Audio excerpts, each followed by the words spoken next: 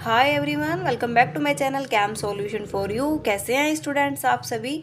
I hope सब अच्छे होंगे। स्टूडेंट्स, आज हम पढ़ने वाले हैं क्लास 12 केमिस्ट्री के चैप्टर 8 के मोस्ट इम्पोर्टेंट 30 क्वेश्चन, जो कि बहुत ज़्यादा इंपॉर्टेंट है। चैप्टर का नाम है एल्डिहाइड, कीटोन और कार्बोक्सिलिक एसिड। तो चलिए शुरुआत करते हैं। सबसे पहला क्वेश्चन देखते हैं, इनमें से कौन कैनिजारो अभिक्रिया दर्शाता है? तो यहाँ पर आपके ऑप्शन है बेंजोइक एसिड, टोलुइन, बेंजल्डिहाइड या फिर फॉर्मिक एसिड।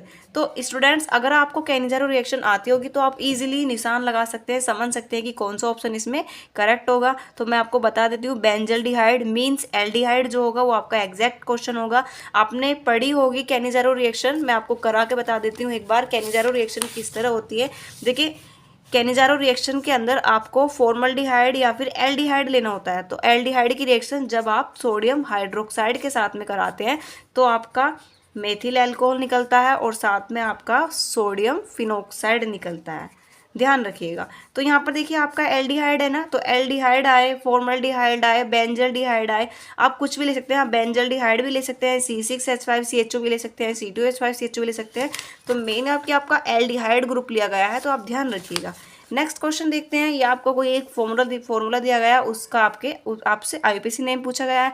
तो बेसिकली आप देख सकते हैं यहाँ पर देखिए एक ग्रुप जुड़ा हुआ है एल्डिहाइड का, CHO।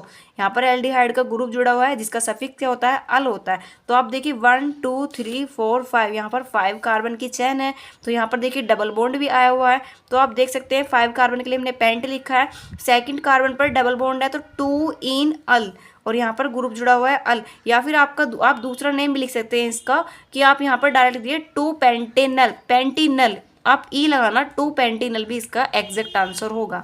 नेक्स्ट क्वेश्चन देखते हैं, कैल्शियम फॉस्फेट के शुष्क आसवन से क्या प्राप्त होता है? कैल्शियम फॉस्फेट जो होता है आपको पता है ना, मैंने जस्ट अभी आपको बताया था। चलिए मैं आपको रिएक्शन करके बता देती हूँ ताकि आप अच्छे से समझ सकें। तो यहाँ पर देखते हैं कैल्शियम फॉस्फेट जो होता है, तो हम इसको इस तरह लिख सकते हैं, कैल्शियम और फॉस्फेट का फॉर्मूला यहाँ पर हो जाएगा, दोनों तरफ O जुड़ेगा, यहाँ पर दोनों तरफ C जुड़ेगा, C से आपका डबल बॉन्ड O होगा और यहाँ पर आपका H होगा। या आपको डायरेक्ट COOH भी लिख सकते हैं तो भी एग्जैक्ट होगा, मैंने आपको खोलकर दिखा दिया है। तो जब कैल्शियम फॉस्फेट का हम शुष्क आसवन कराते हैं, मीन्स जब हम इसको हीट करेंगे तो आपका क्या होगा, यहाँ से कैल्शियम कार्बोनेट, ये वाला O भी होगा, यहाँ से आपका कैल्शियम कार्बोनेट निकल जाएगा। तो आप यहाँ पर देख सकते हैं COCO3 निकल जाएगा। फिर उसके बाद में आपके पास क्या बचेगा, HCHO, यानी कि HCHO आपका क्या होता है, फॉर्मेल्डिहाइड। तो इसका आपका आंसर फॉर्मेल्डिहाइड हो जाएगा। नेक्स्ट क्वेश्चन देखते हैं, एसीटोन का आईपीसी नेम है। एसीटोन इतना इजी क्वेश्चन है स्टूडेंट्स, देखिए यहाँ पर ये आपका एसीटोन होता है। ओके, तो आप इसका प्रोपेनोन देखिए 1 2 3 कार्बन की चेन है, और देखिए यहाँ पर C डबल बॉन्ड O, कौन सा कीटोन का सफिक्स क्या होता है, ओन। तो आपका 3 कार्बन को क्या बोलते हैं, प्रोप, तो प्रोपेनोन आपका आईपीसी नेम हो जाएगा। नेक्स्ट देखते हैं, HCHO को NaOH के विलयन के साथ गर्म करने पर प्राप्त होता है। तो चलिए मैं आपको ये रिएक्शन भी करके दिखा देती हूँ। देखिए HCHO लिया मैंने, इसको आपको NaOH के विलयन में मिक्स करना है। तो मैं यहाँ पर NaOH विलयन ले लेती हूँ। तो होगा क्या, यहाँ पर आप देख सकते हैं, यहाँ से H C डबल, यहाँ पे से CH3, तो ये आपका फाइनली से सोल्व करके आ जाएगा। बैलेंस कर लीजिएगा आप इसको, ये इस तरह से निकल के आएगा। ओके, यहाँ पर कुछ मॉलिक्यूल्स लेने होंगे, आप इसको बैलेंस करनी अगर आपको आती होगी तो आप बैलेंस कर लेंगे। तो इसको जो फाइनली जो इसका आंसर होगा, मिथाइल अल्कोहल भी है और यहाँ पर आपका सोडियम फिनोक्साइड भी है। तो आप ध्यान रखिएगा कि क्वेश्चन कौन सा पूछा गया है। हो सकता है आपको मिथाइल अल्कोहल ना दे के सोडियम फिनोक्साइड भी दे सकते हैं, तो आप इस चीज़ को ध्यान रखिएगा। नेक्स्ट क्वेश्चन देखते हैं, HCHO को NH3 के साथ रिएक्ट कराने पर क्या बनता है? तो इसको भी आप देख सकते हैं। अब मैं दोबारा से आपको बता देती हूँ, देखो मैंने HCHO ले लिया है यहाँ पर। अब हमें इसकी रिएक्शन किसके साथ में करानी है, अमोनिया के साथ में। तो जब हम इसकी रिएक्शन अमोनिया के साथ में कराएंगे तो होगा क्या, यहाँ पर ये आपका मिथाइल निकल जाएगा, यहाँ से CH2, तो यहाँ आपका CH2 का 6 और साथ में आपका N4 ये निकलेगा, और साथ में आपका वाटर के मॉलिक्यूल। इसको स्टूडेंट्स यूरोट्रोपिन बोलते हैं, ध्यान रखिएगा, ये इंपॉर्टेंट फॉर्मूला है। जब इनके आपको मॉलिक्यूल्स यहाँ पर लेने पड़ेंगे बैलेंस करने के लिए, तो आपका यूरोट्रोपिन निकलेगा। नेक्स्ट देखते हैं, इसमें स्टूडेंट्स ध्यान रखिएगा, इसमें आपको यूरोट्रोपिन नहीं दिया गया है। तो बेसिकली जो इसका आंसर हो जाएगा, इसका आंसर हो जाएगा हेक्सामिथाइल टेट्राएमीन। इसको ध्यान रखिएगा, हेक्सामिथाइल, यहाँ पर N4 है हेक्सामिथाइल, और देखिए हेक्सामिथाइल और टेट्रा, 4 को बोलते हैं टेट्रा, टेट्रा एमीन। यहाँ पर देखिए 6 है, ये हेक्सामीन, ठीक है। तो इसका जो बेसिकली आंसर हो जाएगा वो ये हो जाएगा। अगर ये नहीं आता है एग्जाम में तो यूरोट्रोपिन, ध्यान रखिएगा यूरोट्रोपिन ही इसका एग्जैक्ट आंसर होगा, दोनों सेम ही है। नेक्स्ट क्वेश्चन देखते हैं, सिरके में कौन सा अम्ल होता है। वेरी वेरी इंपॉर्टेंट और वेरी वेरी इजी क्वेश्चन। सिरके के अंदर जो होता है वो एसिटिक एसिड हो सकता है आपको इनमें से फॉर्मूला पूछ लें या फिर आईपीसी नेम पूछ लें या फिर CH3COOH। तो ध्यान रखिएगा इसका जो फॉर्मूला होता है वो CH3COOH होता है, इसका आईपीसी नेम एथेनोइक एसिड होता है और बेसिकली इसका नाम जो होता है वो एसिटिक एसिड होता है। तो तीनों में से हो सकता है आपको कुछ भी रखा हुआ दे दें और 3 ऑप्शन बाहर के दे दें, तो आप तीनों को ध्यान रखिएगा। नेक्स्ट क्वेश्चन देखते हैं, कौन एस्टर का क्रियाशील मूलक है। तो एस्टर तो आपको पता है ना, ROR होता है बेसिकली। तो यहाँ पर आप देख सकते हैं COR जो हो जाएगा इसका करेक्ट आंसर हो जाएगा। एसीटोन को NH3 के साथ गर्म करने पर क्या बनता है। तो एसीटोन देखिए यहाँ पर मैं चलिए आपको इसको भी करके दिखा देती हूँ ताकि आपको कन्फ्यूजन ना हो। तो देखिए एसीटोन का जो फॉर्मूला होता है स्टूडेंट्स, मैंने अभी आपको बताया ना, एसीटेन का फॉर्मूला होता है CH3 COO तो इसकी अमोनिया के साथ में रिएक्शन करानी है, तो मैं यहाँ पर अमोनिया ले लेती हूँ। जब हम इसको अमोनिया के साथ में यहाँ पर हीट करेंगे तो होगा क्या, सबसे पहले यहाँ पर देखिए COO, तो यहाँ पर आपका C, ऊपर आपका ये जो O है, इस यहाँ से एक H निकल जाएगा, तो यहाँ से एक H निकल कर यहाँ जुड़ जाएगा, तो ये आपका OH बन जाएगा। यहाँ पर अब क्या बचेगा NH2, तो मैं यहाँ पर NH2 लिख दूंगी और यहाँ पर दोनों तरफ आपका CH3 है। उसके बाद क्या होगा, उसके बाद यहाँ से हाइड्रोजन का मॉलिक्यूल निकल जाएगा, यहाँ से हाइड्रोजन लेकर।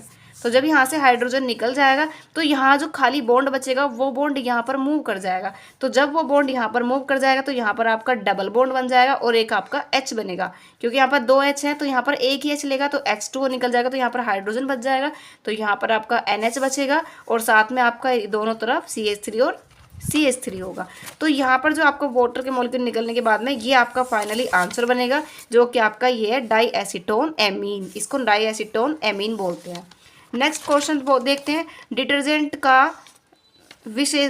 की विशेषता है। तो डिटर्जेंट जो मतलब मीन्स साबुन बोलते हैं इसको। तो डिटर्जेंट की विशेषता हाइड्रोफोबिक होती है, हाइड्रोफिलिक होती है, बोथ होते हैं या फिर नन ऑफ दीज। तो डिटर्जेंट जो होती है वो हाइड्रोफोबिक और हाइड्रोफिलिक दोनों होती है, तो इसका आंसर जो हो जाएगा वो दोनों हो जाएंगे। नेक्स्ट क्वेश्चन देखते हैं, गटरमैन कोच अभिक्रिया द्वारा बेंजीन बनता है। गटरकोश अभिक्रिया द्वारा बेंजीन क्या बनाता है। तो बेंजीन जो बनाता है वो बेंजल्डिहाइड बनाता है, तो यहाँ पर इसका आंसर आप ध्यान रखिएगा। नेक्स्ट क्वेश्चन देखते हैं, बेंजोइक एसिड का हाइड्रोजोइक अम्ल के साथ H2SO4 की उपस्थिति में जब हम रिएक्शन कराते हैं तो क्या बनता है। चलिए मैं आपको इसको भी बता देती हूँ करके, जस्ट अ मिनट। देखिए बेंजोइक एसिड क्या होता है आपका, बेंजोइक एसिड होता है आपका C6H5COOH, ठीक है, वो बेंजल्डिहाइड होता है CHO। तो यहाँ पर आपको हाइड्रोजोइक एसिड लेना है, तो हाइड्रोजोइक एसिड का फॉर्मूला होता है N3H। कंफ्यूज नहीं होना है कि ये अमोनिया है, अमोनिया का फॉर्मूला अलग होता है, ये हाइड्रोजोइक एसिड होता है। तो जब इसकी H2SO4 की प्रेजेंस में जब हम इसको हीट करेंगे तो होगा क्या, यहाँ पे आपका C6H5 तो होगा, यहाँ से आपका NH2 जाकर यहाँ जुड़ जाएगा। अब यहाँ देखिए यहाँ H2 है, यहाँ H1 है, यानी कि ये दोनों H निकल कर यहाँ जुड़ गए। अब यहाँ पर आपका क्या बचता है, CO2, तो साथ में आपका CO2 निकल जाएगा। ये आपका पूरा हो गया और साथ में आपके यहाँ पर कितने N बचते हैं, एक N यहाँ पर ऐड हो चुका है, यहाँ पर आपके 2 N बचे, तो साथ में आपके यहाँ पर नाइट्रोजन गैस भी निकल जाएगी। तो फाइनली जो आपका आंसर आ जाएगा ये आप देख सकते हैं 1 डिग्री एमीन बोल सकते हैं आप इसको, तो इसका आंसर जो हो जाएगा वो 1 डिग्री एमीन हो जाएगा। नेक्स्ट देखते हैं, कौन एल्डोल कंडेंसेशन नहीं देता। तो ध्यान रखिएगा स्टूडेंट, जो अल्फा हाइड्रोजन नहीं, जिसके पास अल्फा हाइड्रोजन नहीं होते वो एल्डोल कंडेंसेशन नहीं देता, तो इसका जो फाइनली आंसर हो जाएगा वो मेथेनॉल हो जाएगा।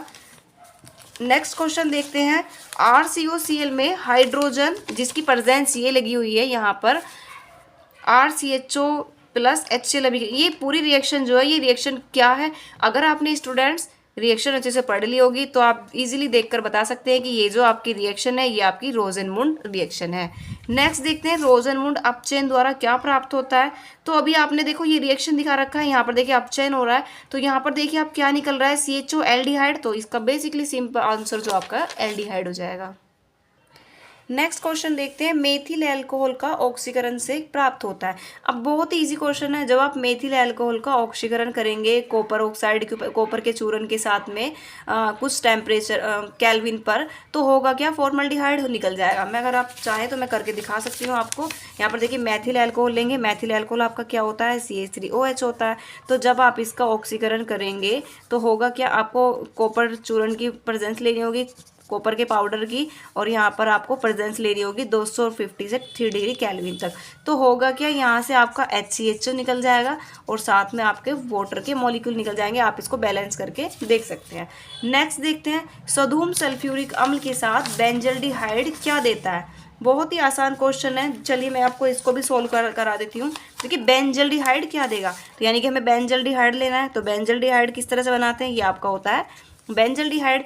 किसके साथ रिएक्शन करानी है, H2SO4 के साथ में। तो जब हम इसकी H2SO4 के साथ में रिएक्शन कराएंगे तो होगा क्या, देखिए आपका H2SO4 तो यहाँ पर, CSO तो यहाँ पर है।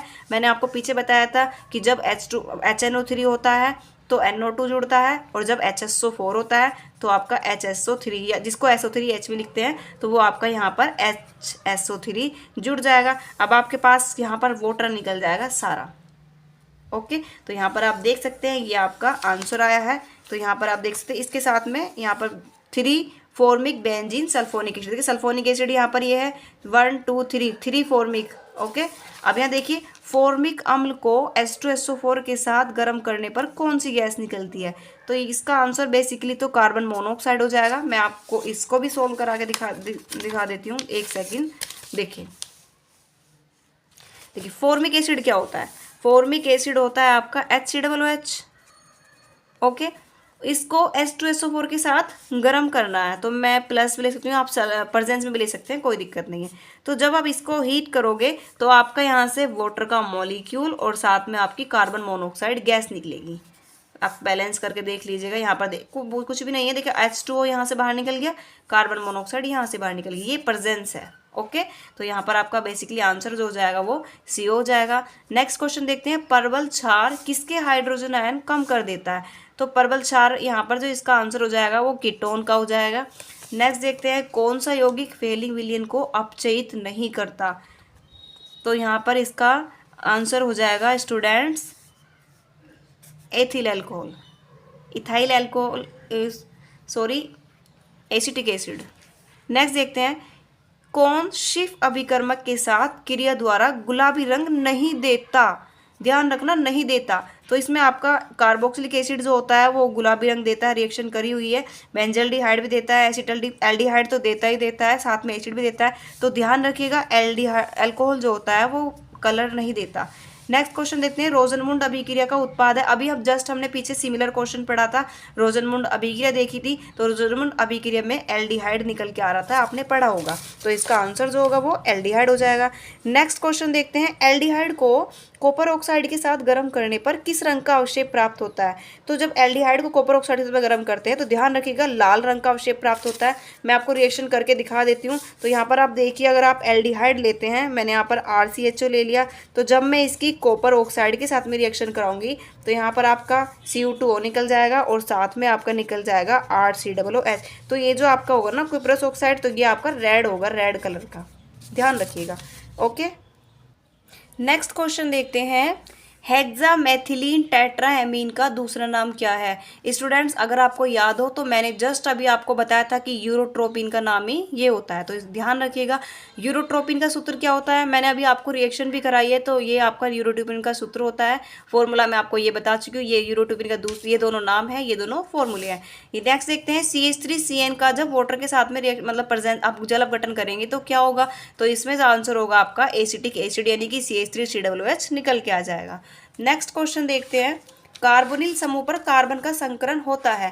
तो कार्बोनिल समूह, अब कार्बोनिल समूह आपका स्टूडेंट्स क्या होता है, COOH, ये आपका कार्बोनिल समूह होता है। लेकिन हम इसको लिखते कैसे हैं, हम इसको इस तरह से लिखते हैं। तो यहाँ पर आप देख सकते हैं ये जो कार्बन है ये A1 2 और एक आपका चैन के साथ जुड़ा होगा, तो एक आपका बॉन्ड यहाँ होगा।